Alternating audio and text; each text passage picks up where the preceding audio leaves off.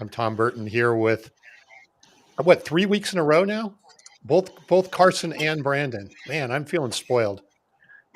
Okay, Tom's gonna start, wanting to go live without us, Carson. I'll be on vacation at the end of July, beginning of August. So I'm moving next week, so I won't be here next week. So you're going to have to handle it without me. But anyway, welcome, and Keith Rosen, welcome.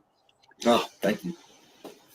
So we were having a little problems connecting today, but I think we're getting there. So hopefully you can hear us. And there is Bob. Bob's here. That's we know we're successful if we've already got Bob. That's right. And he's early, right on time. So we know this is important. All right. Well, Keith, welcome. We're going to talk a bit today about a topic that we've talked about actually quite a bit over the last few months, which is sales leadership. It wasn't a topic. I don't think we really talked a lot about it until Mike Weinberg was on a couple of months ago. And I think really raised our awareness of some of the things related to sales leadership. So Keith, I know this is your area, and, start us off by telling a little about your background and what you do. And then I know we've got some great topics we're going to get into. Absolutely. So I'll laser this quickly. 32 years ago, I opened up my practice and heavily focused on sales teams. And the more I was helping develop the sales teams and having them become better coaches, the more I realized that the bigger gap was the managers, that they don't know how to coach. And working with organizations globally over the past 32 years, the one common question I would ask is, do you have a common methodology of coaching? Do you have a framework and a universal definition? And the answer inevitably is always no.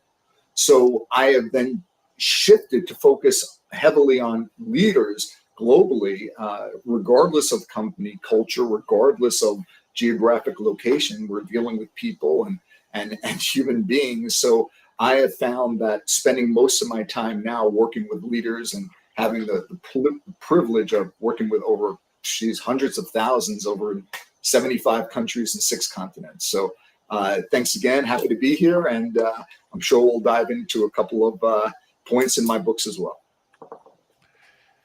I have a question just to start things off, and then Brandon, Carson, please jump in on this. But Keith, it sounds like you pretty much focus on sales leadership and helping people transition into sales leadership, sales coaching.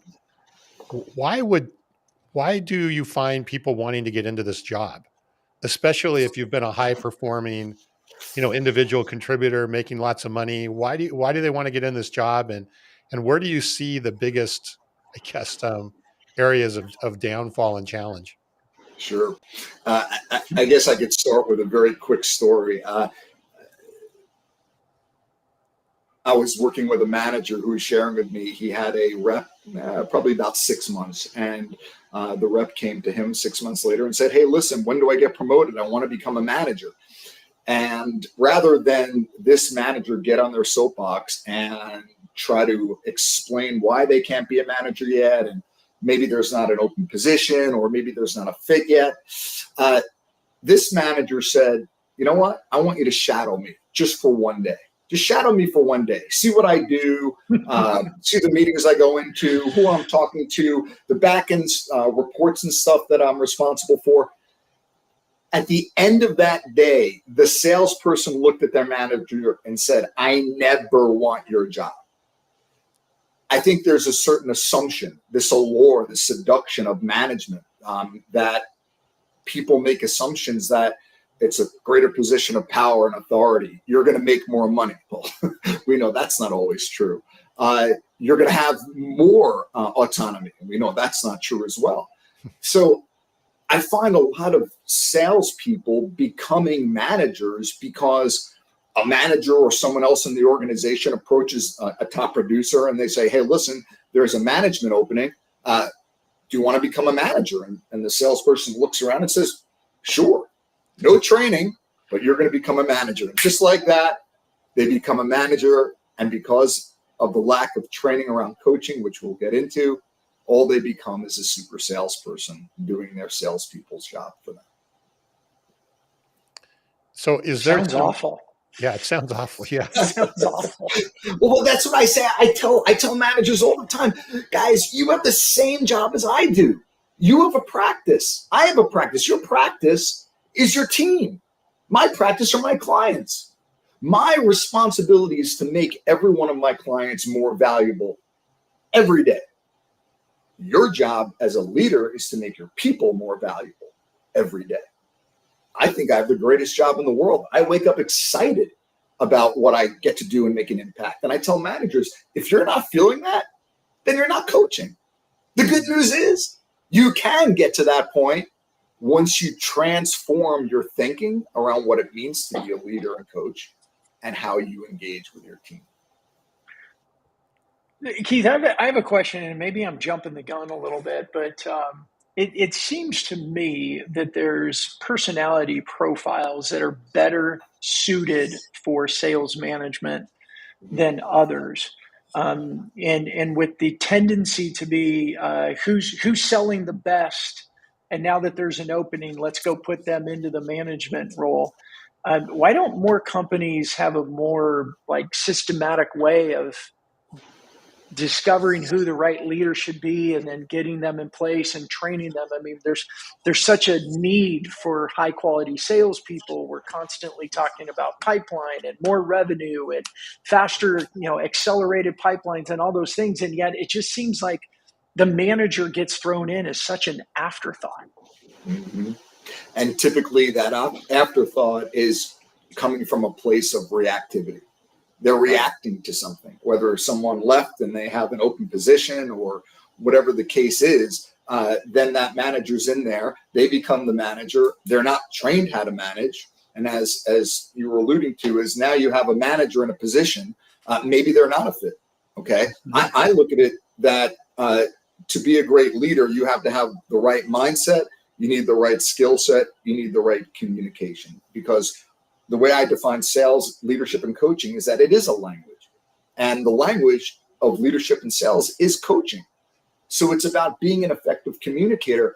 At the end of the day, what I find is that the greatest managers today are truly practicing what the core principle of sales and leadership is today, which is care. And if you're coming from a place of care, by default, you're going to show up differently. And if managers and salespeople are still selling and managing they were pre-pandemic, well, they're already set up for failure. 74% of managers still have not been trained how to coach, let alone how to train or manage remotely. So no wonder why 95% of people are thinking about leaving their job in the next 6 months. Yeah, I think so often, and this is such an important topic, because so often I think managers are almost just thrown out to the wolves. They're just expected to be able to manage day one, to coach day one. We have a framework that we utilize in our leadership called Model, Coach, Care. So modeling the behavior that you expect, being able and willing to roll up your sleeves, jump in with your team, but you're the hero maker, not the hero. And I think that's where a lot of top sellers who move into the sales realm struggle, into the leadership realm struggle, because they're not ready to like take off the superhero outfit and the cape, and they want to still be the one making it happen. Keith, what I'd love to hear, especially given how much work you've done with great leaders, is this an acumen that can be trained effectively? And what are some of the activities that you typically see in the top of the top when it comes to sales leaders? Yeah, sure. And I want to also build off what Brandon was saying is in terms of personality profiles and recognizing what makes a great leader, other than the mindset of really putting others first, is what I've seen to avoid the problem, Brendan, that you were alluding to, is companies that have a good handle on developing their managers will have, for example, a high potential program for their top sellers, right? And I know you guys are familiar with that. So they'll take their sellers that want to be a leader, want to be a manager, and start developing them, putting them in management training courses so they have that opportunity to really get their feet wet without being thrown to the wolves and are immediately responsible for, P&L and revenue numbers. That works well. Unfortunately, I would say 95% of companies don't do that. And when they're thrown to the wolves, that salesperson was a top seller, and now they're a manager, they know how to sell. So let's play this out. I'm a manager now. You guys are my direct reports. You have a challenge or a question, you come to me. Well, I don't know how to coach. I don't know how to lead a conversation with questions, but I do know how to sell. And I'm thinking in a nanosecond, I've been in that person's position before. So what do I say? Hey, listen, you know what? When I was in your role, this is how I handled it. So you should do this too. And now that rep goes out and executes on it. And the challenge is you can't scale dependency. You can't scale dependency. You can't have a line of people out your proverbial door waiting for you to solve their problems, because now you're just being the quintessential chief problem solver.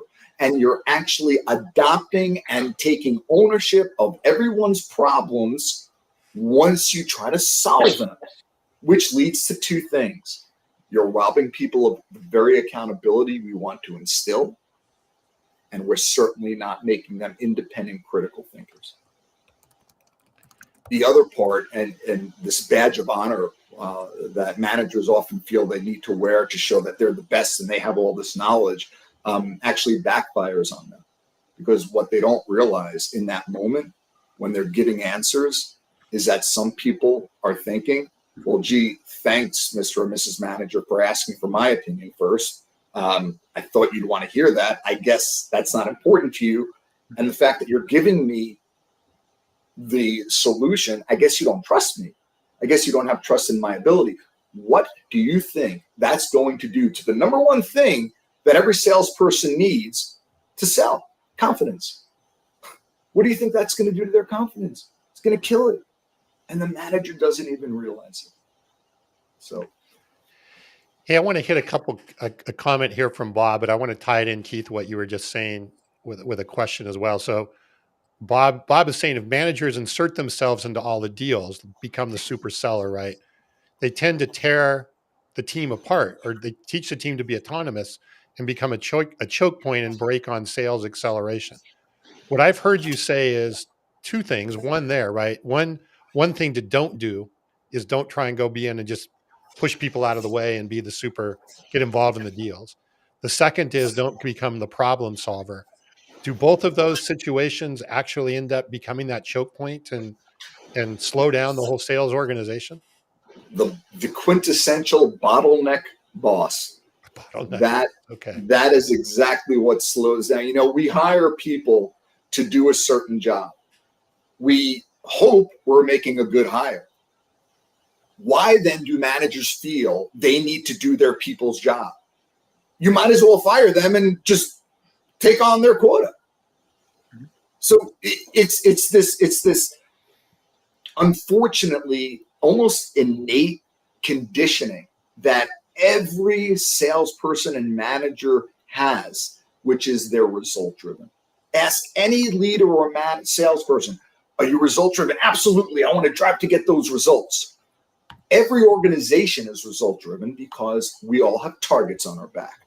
We have numbers to hit. We have quota to hit. Here comes the challenge. If I'm always focused on what's next as a salesperson or a manager, I'm not focusing on what's now. And if I'm not focusing on what's now, I'm not focusing on the development and coaching of my people, which is what they need today, not when, the fire, is burning and that manager needs to jump in, because at that point, they already missed the coaching opportunity.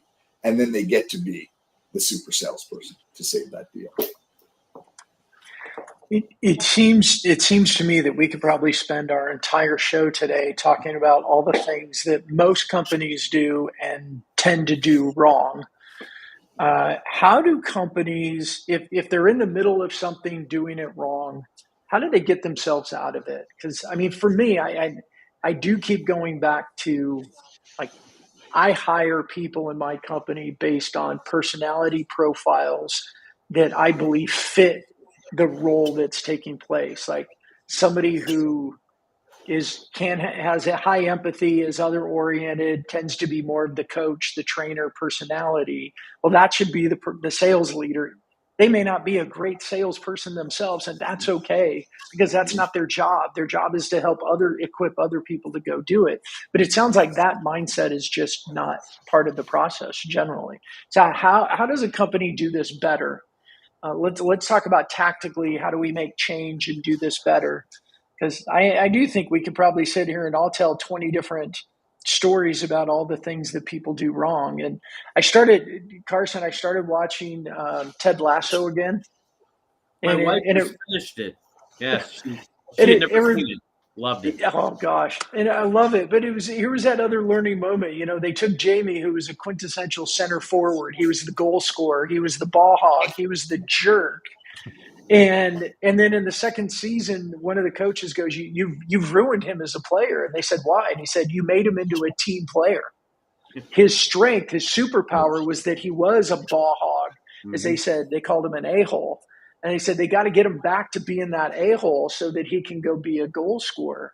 And I think that's what I keep thinking of as we're talking about this, is we take somebody who's a great producer, we put him in the role as a manager, and then they just kill the culture of the team because they want to demand everybody go do it the way I do it or I did it.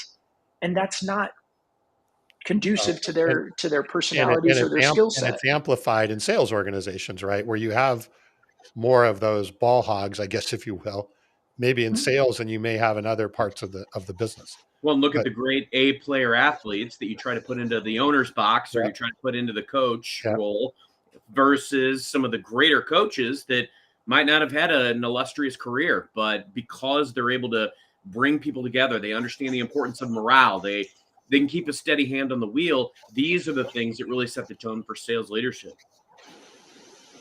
Yeah. All right, Keith, tell us what to do. Yeah, I had a question in there, but it turned into. Well, I got it. It was what can we do tactically to start changing a culture? Now, when you're dealing with large organizations, changing a culture feels like you're turning a battleship.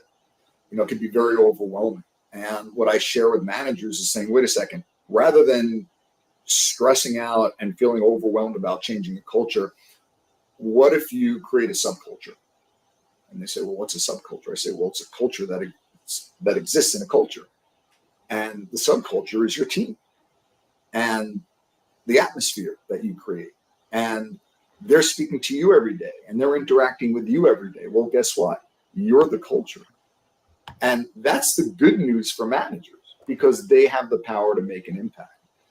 When it comes to creating the accountability of change, I have an enrollment process, a strategy which I call creating an accountability partner.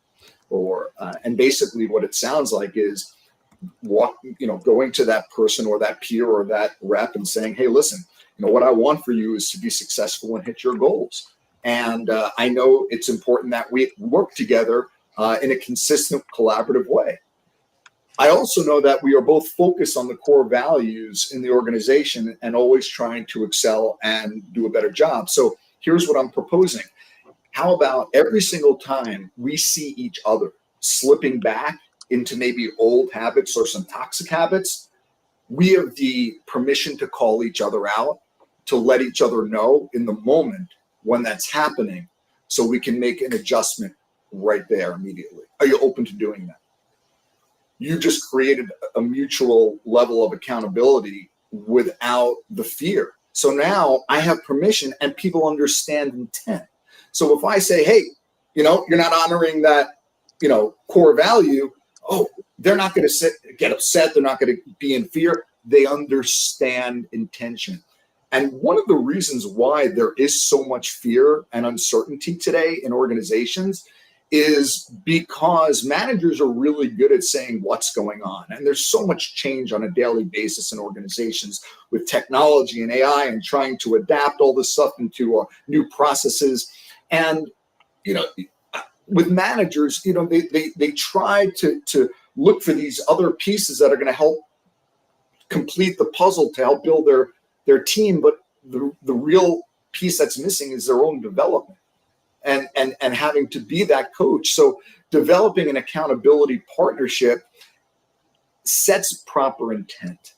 And the challenge, as I was alluding to before, is that when intentions aren't clear, people default to fear. So again, managers are really good at saying, hey, this is what we're doing, but they fail at here's why we're doing it. And most importantly, here's what's in it for you. So imagine if managers took the time to actually have a conversation with each person on their team and not assume what they're motivated by, because all salespeople are not coin operated, but truly uncover what their core values and motivators are. Well, then you could hold them accountable for creating those things, and for living those things, because that's what they want. And when you can align people's values and priorities with the core business objectives, and they're thinking, well, if I achieve my business objectives, I get this personally. Now you have alignment. Now you have a shared goal. Now you have that North Star that person knows why they're doing things and what's in it for them. That's going to create empowerment, not fear. Great leadership is such a critical element. And Keith, you touched on this earlier, because a lot of us will stay or leave or invest in a company because of the people that we work for.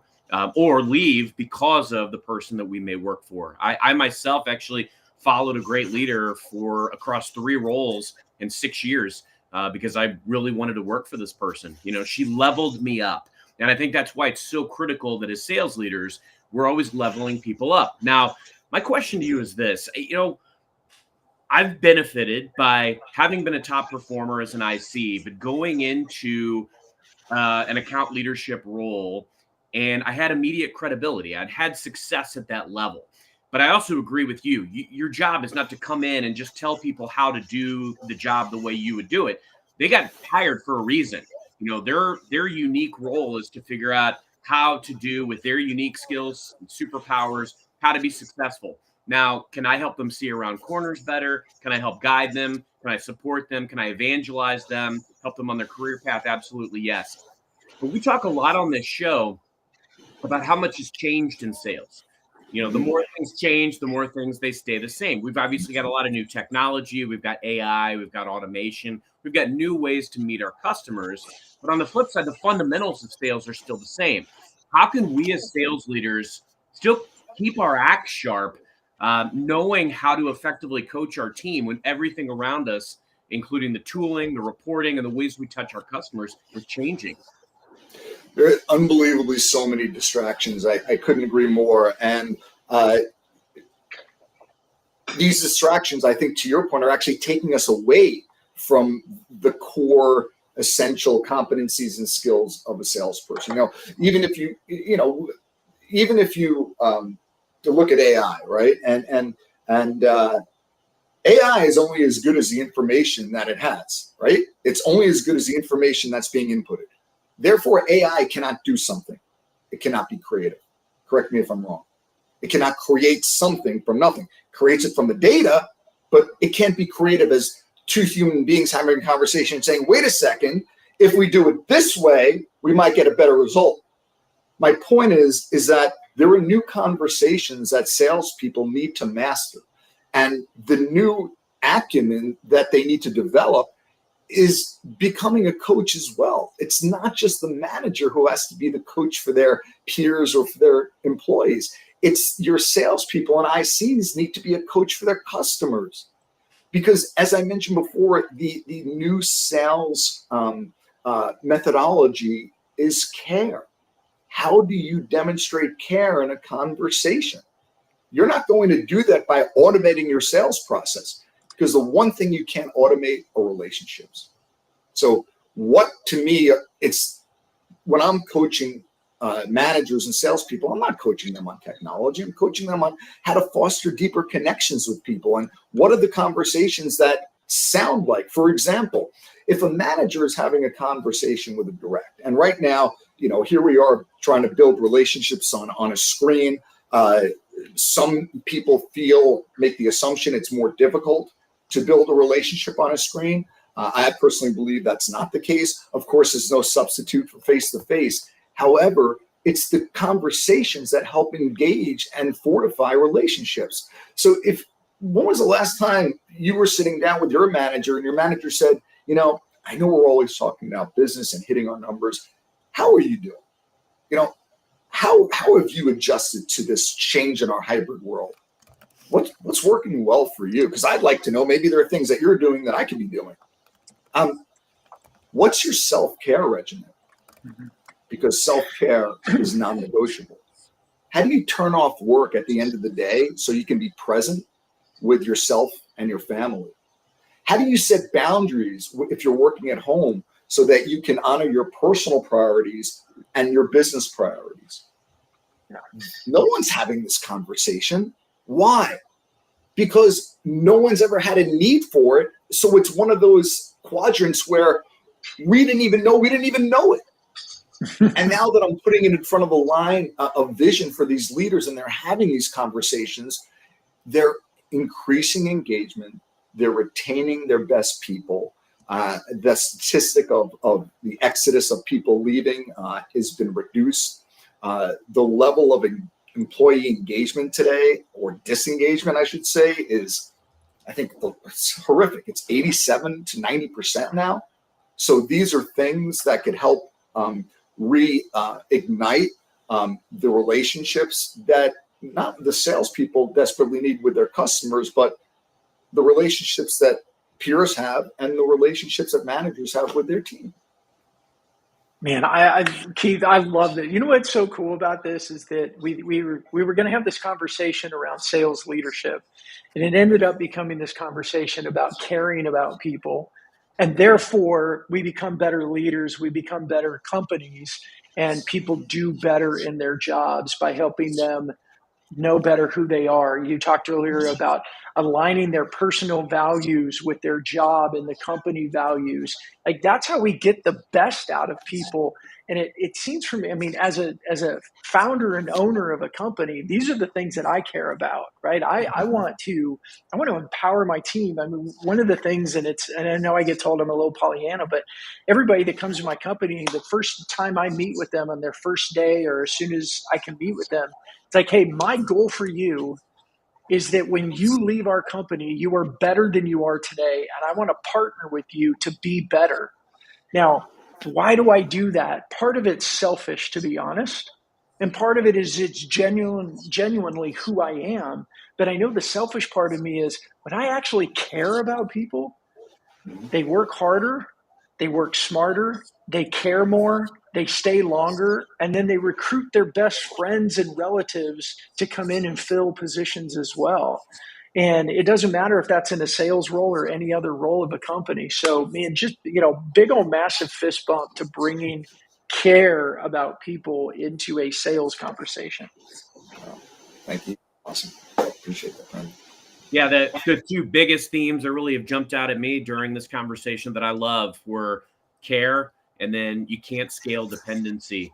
And Keith, what I'd love to get your thoughts on is, I can tell you, having been a manager at a very young age, I probably made just about every mistake you can make as a manager because I didn't have a lot of training. I think sometimes we throw our managers out to the wolves. You promote a top seller. I was that guy. I tried to befriend my team. I tried to be their feel-good go-to person.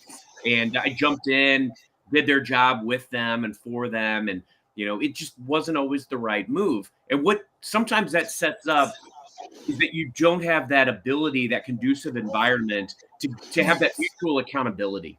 And I think back in my career, what has been the best interactions that I've had with managers that I really respect? And sometimes it's that almost constructive feedback, painful, in the moment back then where I'm really agree with that. I'm right.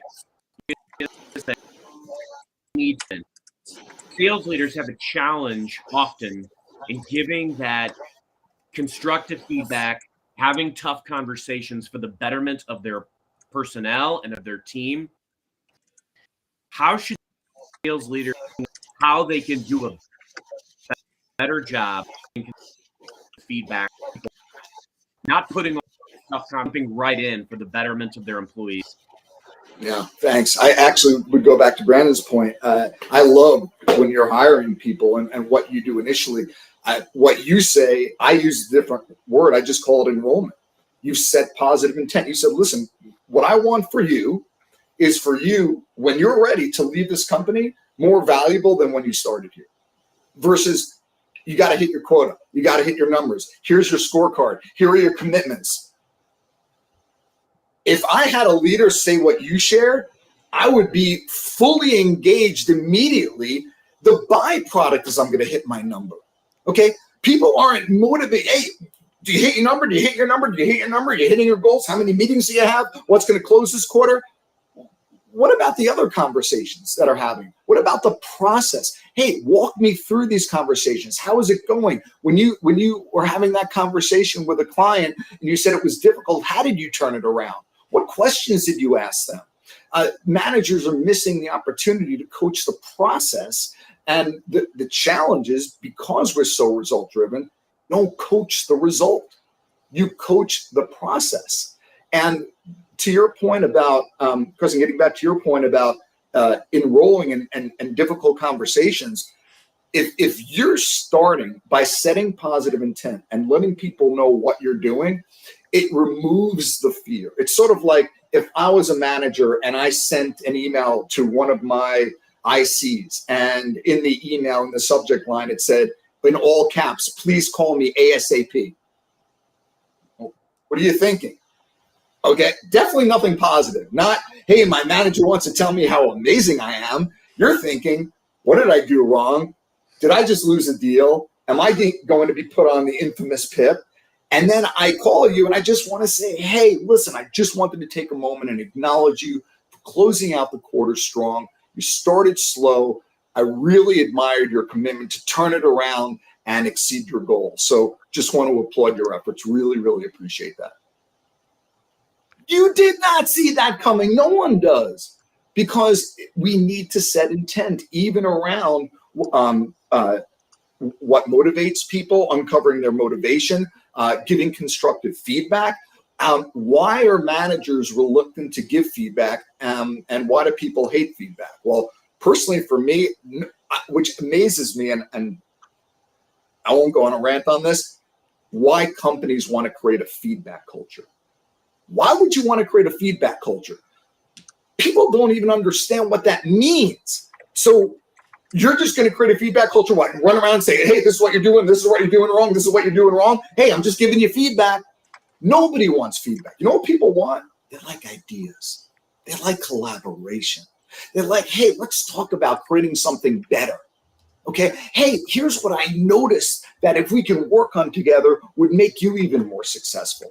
Those are the conversations that they're open to having. That reduces the fear because you're setting the positive intent. If I could, it's sort of like what I was sharing before. To me, if I get permission from a rep or anyone to give feedback on the spot, they know my intent. Okay, so it's not like, hey, can I give you some feedback? People, oh, no, I don't want any feedback. Or my favorite, constructive criticism, which is an oxymoron. They already know your intent. So think about how much easier a manager's job is when you can go to your people and virtually share anything, because behind that, they know you are there unconditionally committed to them. Love that. And when you do that, and when you set that parameter and foundation, you can build on that, and you'll never ever worry about having cracks in that, or losing trust, or not understanding your manager's intent and going to fear.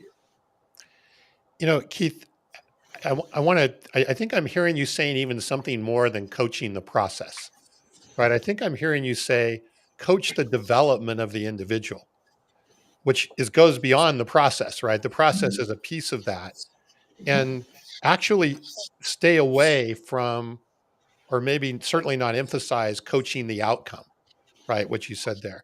And if you coach the development of the person and their development over time as a contributor and whatever they're doing, the outcome will come. And again, the process is a piece of that.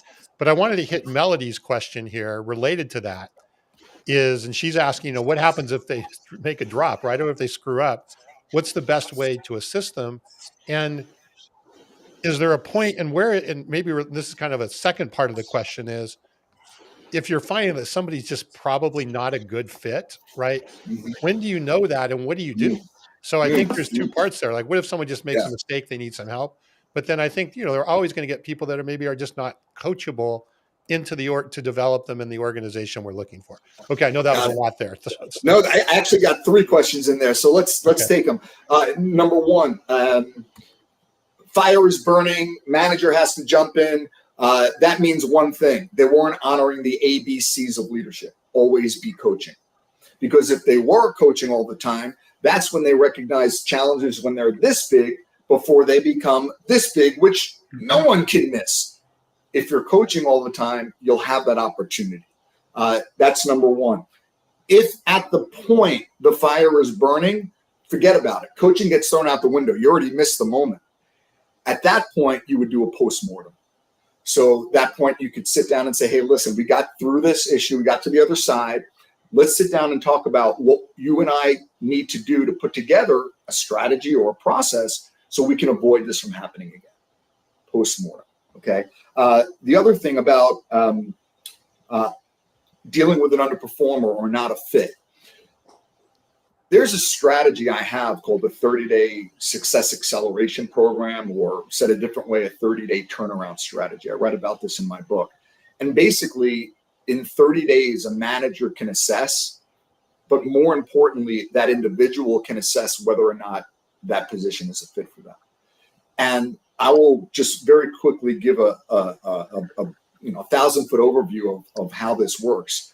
Is if a manager can sit down with, quote unquote, and a performer, someone who doesn't know if they belong there, and they sit and they say, hey, listen, let's work on a plan to get you where you want to be and turn around your performance. And in 30 days, you know what? You'll assess whether or not you feel this is a fit for you.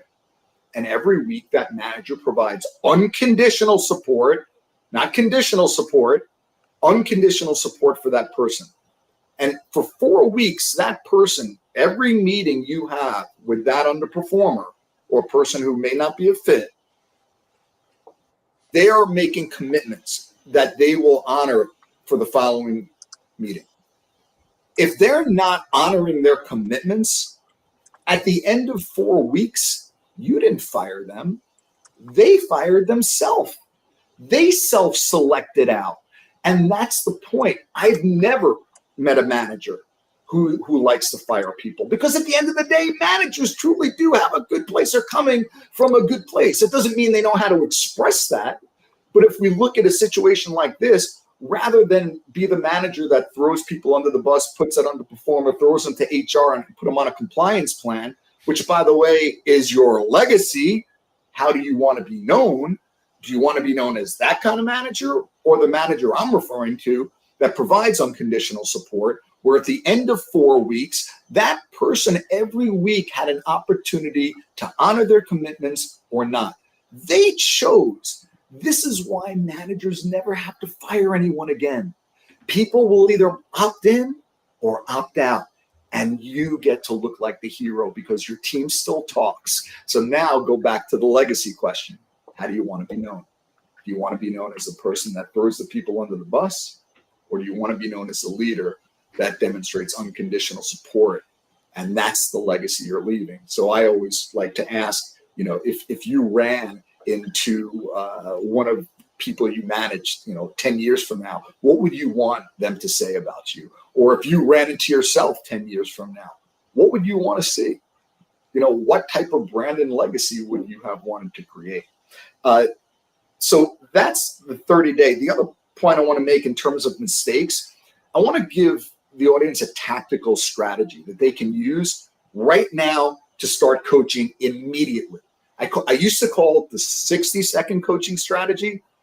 I actually timed it. It's 30 seconds. And I'm from New York and I talk fast. So I will share this with you guys. Here's the strategy that every single person here coaches, salespeople can use to coach in 30 seconds. Someone comes to you, let's say manager, we have the IC goes to their manager looking for help. The manager at that point is at a crossroad. They can either go one way and take that path to be the chief problem solver, do their people's job for them, or they could take this path and lead the conversation with a question rather than an answer. That's what great leaders do. So my response would be, hey, Carson, I'd love to help you with that, and I'm happy to share my opinion with you. However, you're a lot closer to this situation, and I trust you, and I trust your judgment. So what's your opinion on how to resolve this or achieve the results you want? Under 30 seconds. Wow. One question. Let's break it down. You're acknowledging that you will be giving them your opinion, just not immediately. Please, if there's one thing leaders walk away with today is this: seek to understand people's point of view before you share yours, okay? You know what you know. You don't know what they know. Seek to understand their opinion and point of view. You will always have an opportunity to share yours later. So I acknowledge the fact that I'm going to share my opinion. Then I say, hey, you're a lot closer to this than I am, and I trust you and I trust your judgment. Well, what's that going to do? First of all, they are a lot closer to the situation. And by sharing that you trust them, it builds connection and it helps their confidence. And then by saying, what's your opinion on how to achieve this? I'm not saying give me a solution. I'm not saying give me a strategy. I'm not saying give me an answer, because those can be right or wrong. An opinion is never right or wrong. It just is. Now, let's say this person shares with you this opinion. Now, a lot of managers are saying, well, Keith, if they give me their ideas and it works, well, that's great. But what happens if it doesn't? Well, at that point, there are three buckets. Number one, they share their opinion with you. It sounds great, maybe even better than the ideas you were going to share, Mr. or Mrs. Manager. I know that's hard to believe. You tell them to run with it. Second scenario, have some good ideas, not fully baked out. Third scenario, you know for a fact that what they're thinking in terms of how they're going to engage with that customer will not work. Well, you can either take the road of saying, how long have you been in this job? That's certainly going to create trust in a warm environment. Or you could respond with this: thanks for sharing your ideas. I appreciate that. Let's walk through them together so that we can create a process and solution that's going to help you get to the results you want. Now it becomes a collaboration, not an interrogation. Now it becomes a conversation, not you being the directive manager and telling them what to do. And every leader can start doing that today. There's so many great principles that are coming out of this today, Keith. And I think, for our sales leaders in the audience today, I think one of the key takeaways, often we put the pressure on ourselves to feel like we've got to be the smartest people in the room. And that's far from the truth. Often what we're trying to do is orchestrate these ideas, bring them together. If I can replicate the best practice that someone over here on my team is doing with someone over here, it's not going to take food off the table for the other person. Having that collaborative spirit is ultimately going to elevate everyone. I always love the quote, "The rising tide raises all ships." And what you were sharing earlier too about the unconditional support that we can provide our team. It reminds me of this team that I was leading almost 20 years ago. And I was competing against this guy that was promoted at the exact same time as me. And they could never catch us. And the reason why is because his philosophy was, I'm just going to fire all my bottom performers all the time. And we focused on coaching everybody to at least their optimum or maximum performance. And to your point, sometimes you figure out, like, this is a fit, this isn't a fit. People made their own decisions. Yes, there were people that moved out of the business.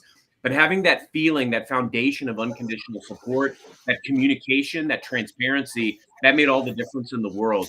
And I wanted to ask, given our audience today of sellers and sales leaders, often I find it isn't a complete overhaul of our process that is required to increase results, to improve performance. Often it's small tweaks that really make all the difference in the world. I had a great leader who taught me the importance of, instead of just on a one-on-one, jumping right into the business, start with some personal dialogue. Get to know these people on a personal level. Those types of things can go a long way. What's some advice that you would give some sales leaders today about maybe small tweaks that they could make in their process today that would have immediate and significant impact? In terms of how they're leading their team? Yes. Got it. Well, the first thing is enrolling your people in coaching so they understand that this is a journey you're both going on together. So they know that when their manager's struggling a little bit with coaching questions, they're going to be a little more forgiving because there's that alignment. The other thing is creating that level of accountability, which I think is something that all leaders struggle with because they think to themselves, well, I don't want to, them to feel like I'm micromanaging them, but I don't want to give them too much rope to, hang themselves either. So how can you hold people accountable? This is another great strategy, coaching strategy to uncover people's accountability. Stop banging your head, Mr. and Mrs. Manager, trying to come up with all the answers, how to motivate people, how to inspire them, how to hold them accountable, how to create an incentive.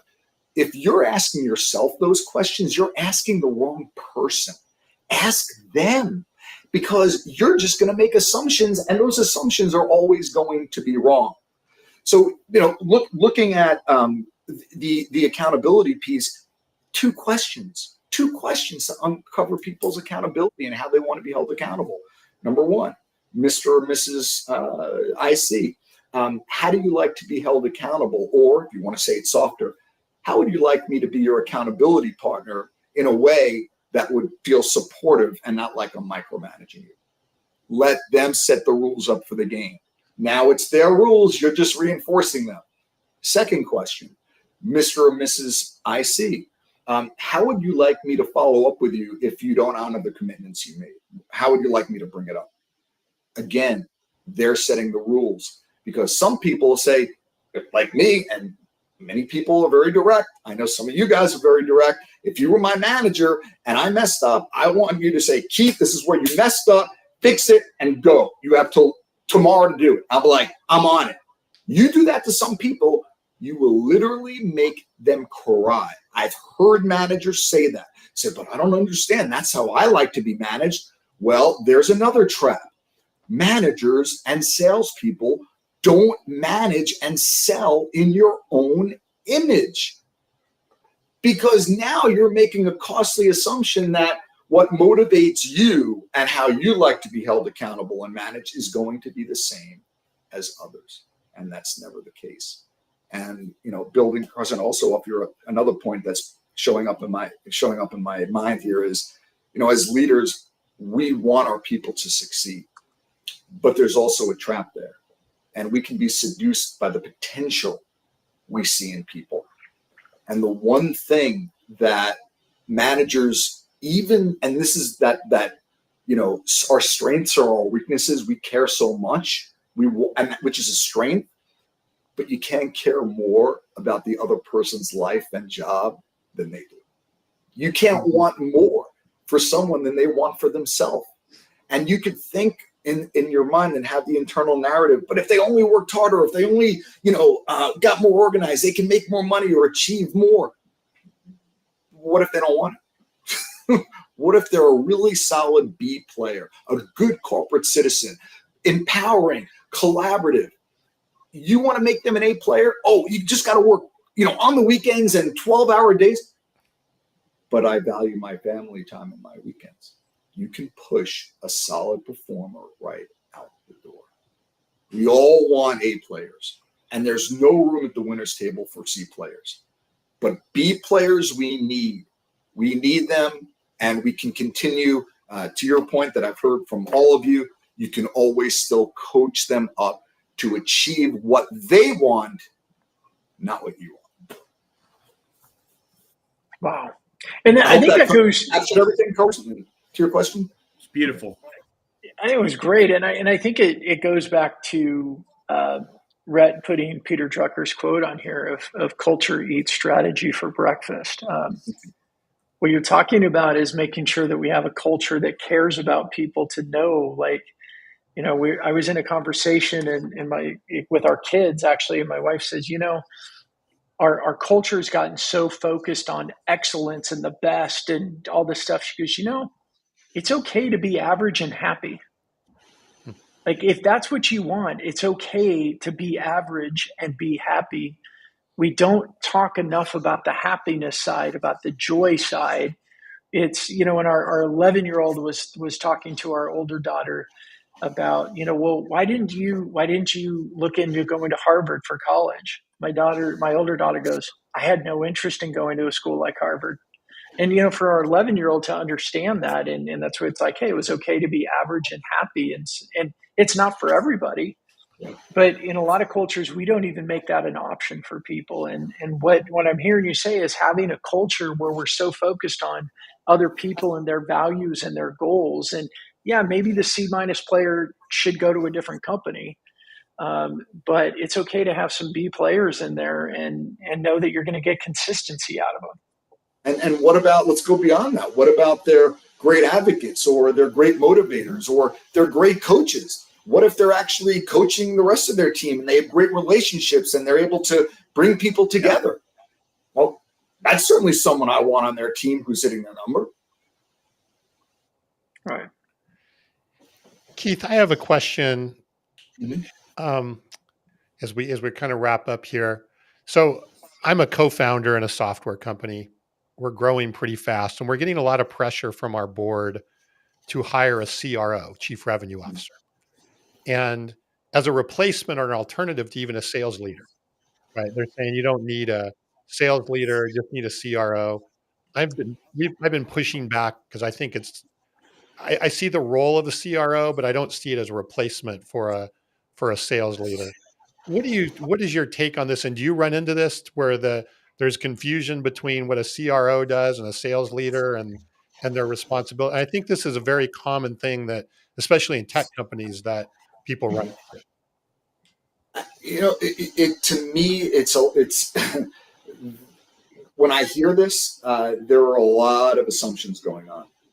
So, for example, does the board assume that a CRO knows how to sell and can build a sales organization?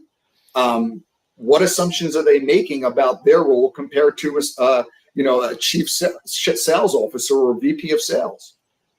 Do they know what a VP of sales does? Do they know what their role is? No. So to me, I always look at this again as a great coaching moment for you, is to seek to understand, where are they really coming from? It's important, and this is actually another great tool to share with your audience here, is to leverage what I call springboard questions. Probably one of the most powerful coaching questions that you can use. And a springboard question might sound like this. We don't feel we need a VP of sales because the CRO is going to be handle their responsibilities. Now, we can go two paths. We can get defensive and get on our soapbox and we're going to lose. Or we could say, well, wait a second. When you say we don't need a VP of sales, can you help me understand more about that? And when you say a CRO is going to handle it, how do you mean? Or if they say, you know what, it's just going to be more stressful or more difficult. Well, when you say stressful and difficult, can you say more about that? Or a customer says, listen, I expect exemplary service. Well, salesperson can say, oh, of course we give great service. But they have no idea what exemplary service means through that person's eyes. Just like we don't know what happy, stressed, overwhelmed, successful, good salesperson looks like through other people's eyes. We have our opinion and point of view, but so do others. So we cannot assume that the words people use hold the same definition that we have. And that's why two of the most important words in sales and in coaching are be curious. I was going to say that. Yeah, it sounds like be curious. Because, and I even take it to the level of be insatiably curious. Try to say that 10 times fast. If you're insatiably curious by default, you're going to ask more and better questions. So it's really, and again, it really does tie into the mindset here of being present. Because if you're not present, you can't listen. Active listening happens in the moment.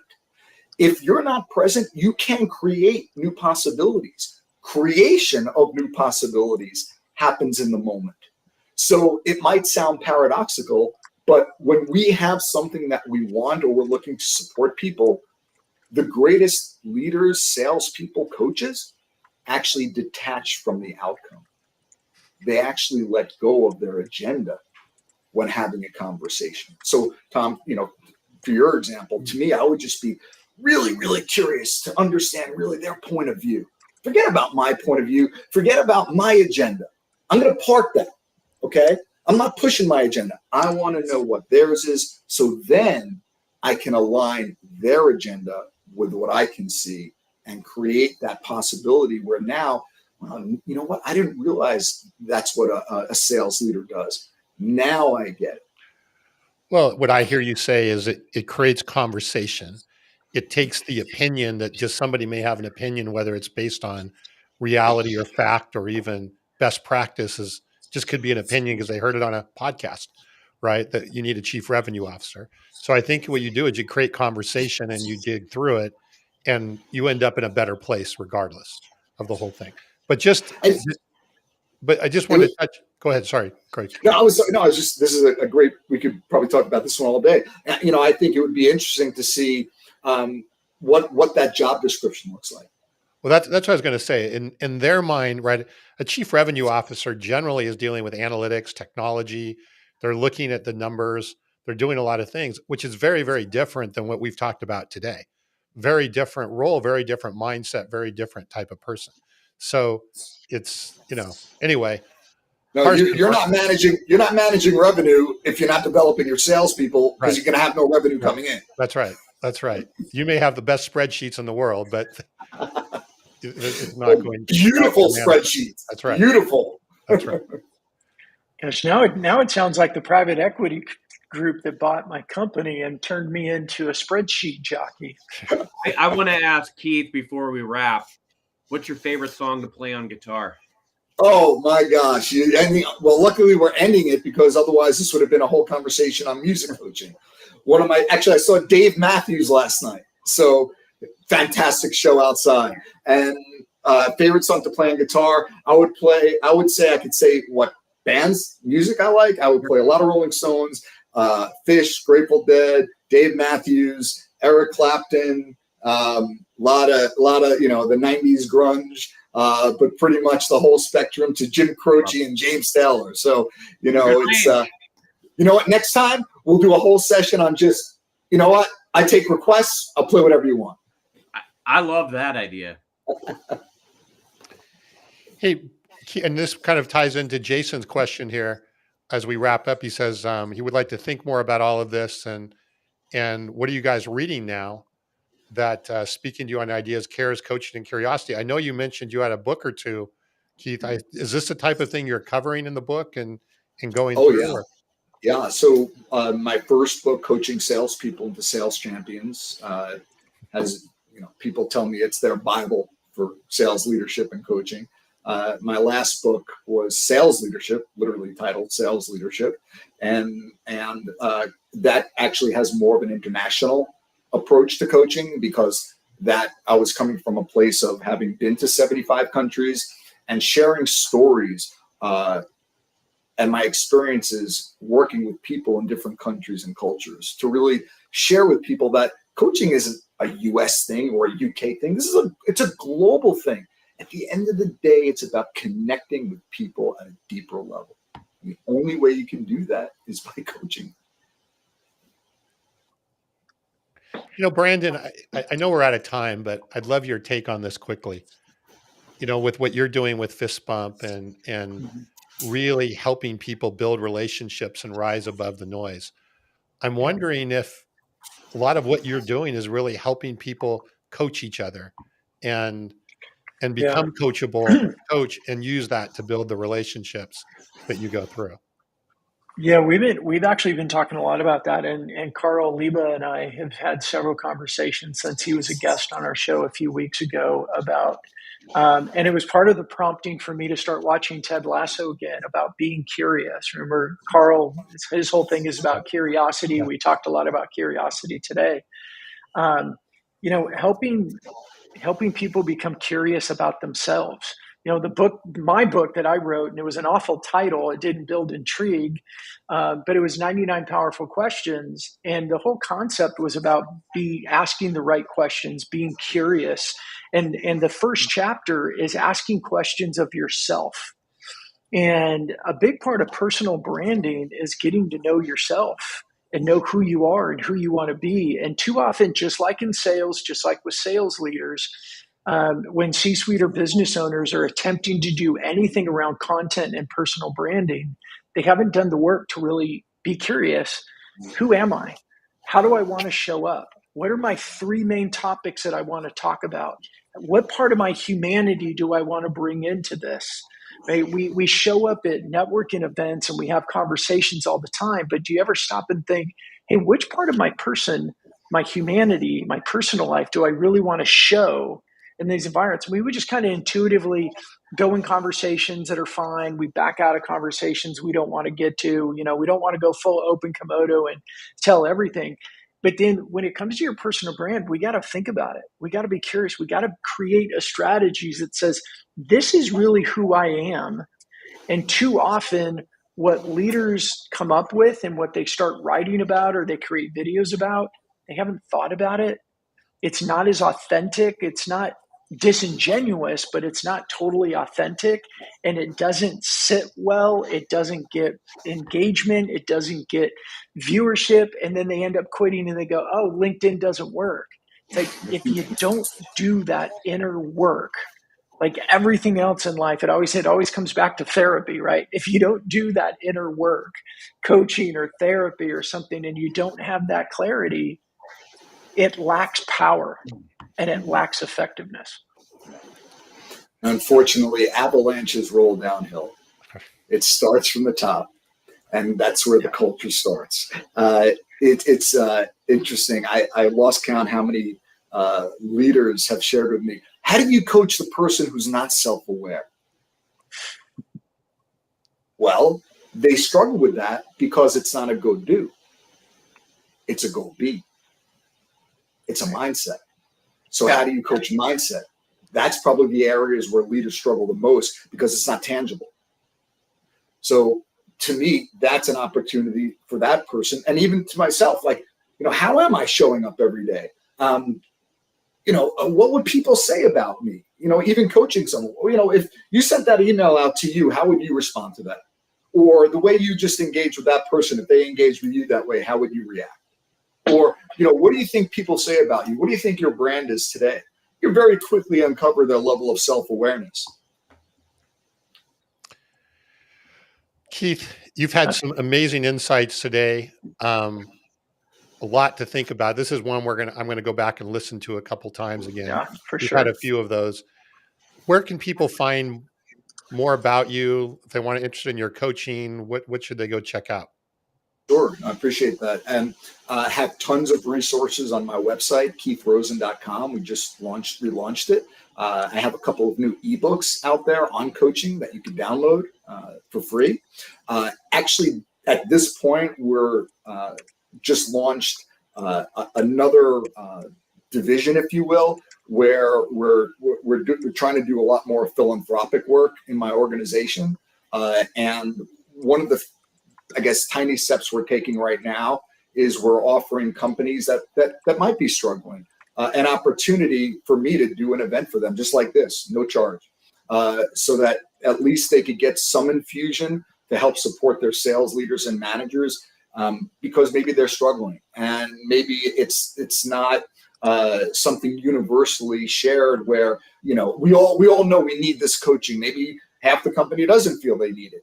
So it provides managers or leaders an opportunity for me to get in front of them and provide some quick tips and strategies to support their teams. And that's, to me, that's my core value, which is to make an impact unconditionally. So I hope I'm doing that today. And if anyone's interested, they could always reach out to me. My email is keith@keithrosen.com. So hope to hear from you then. You know, Brandon, we've had Christy Jones right on a couple times in the last month or so, and she talks a lot about superpower. I think it's pretty clear to see what Keith's superpower is here. Yeah, absolutely. I think it comes through. Carson, anything before we wrap up here? Yeah, no, just the to Jason's question, actually what I'm reading right now, ironically or not, is First Break All the Rules by Marcus Buckingham and Kirk Kaufman.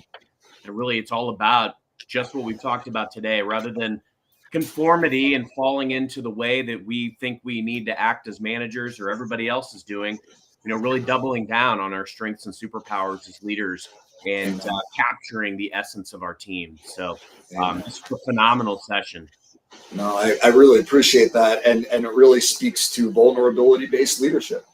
I actually believe in opening up the Komodo. I believe in showing up fully transparent, because you show me a leader who embraces their vulnerabilities, who embraces their fears, I will show you a leader who is absolutely unstoppable. Because when you embrace that, what else can you stop? Wow. You're about getting a double fist bump from Brandon now. He's ready to read through with both fists. So to me, it gives permission to people to be vulnerable. Yes. But it starts with the leader. How you show up is how you want your people to show up. If you're coming to me and saying, "Oh, I don't understand why my team is so toxic and I'm losing people," my first question is, well, what role are you playing in all of this? Because at the end of the day, good news and bad news, every single challenge managers have in their organization is their fault. Okay? That's the bad news. Good news, every single challenge managers have in their organization is their fault. Because if it's in their power to do something about it, it's their choice. And it will always be in their power to make those positive changes that we've talked about today. All right. I think that's a good place to wrap up. We may have hit our longest episode yet. Yeah. No, we're still a few minutes short. Yeah, we're a few minutes short. We're going to have Keith close with a little Clapton, and that'll put us over the top. That's right. There you go. Go ahead. We're ready. All right. Well, thanks again, Keith. Yeah, next time we will have a little bit of some music, I think. Most definitely. I'd love to hear what our audience would request from a music perspective. That's right. Oh, yeah. Yes. People like to jam out to, Yeah, let's hear it. Who plays guitar? What favorite bands? Let's hear it in the chat. Write it out there. That's right. As we approach episode 100, we're trying to broaden out our scope of what we do and what we talk about. And musical guests, I think, would be great. Well, we need to bring 3 or 4 of our past guests that were musically inclined, and we'll do a Carl was really musical, jam. Right? Well, actually, we could take it a step further, guys. I have a separate studio from my house. So full studio, all musicians. I have a jam session every week. Totally non-judgmental place, and everyone is invited. So that's awesome. Anyone, if you want to come by, just ping me and feel free to come by for a jam session. That's awesome. And by the way, I love it. Let me end on this note, guys, and I'm sure we could probably say that several times. Is to me, music is the universal language of the soul. I think coaching is the same. It's the universal language of the soul, because you don't coach from your head. The best coaches coach from their heart. We can go another hour on that. We better wrap it up, Tom. All right. Carson, wrap us up. Thank you, everyone, for joining. All the great Q&A. Keith, amazing session. And until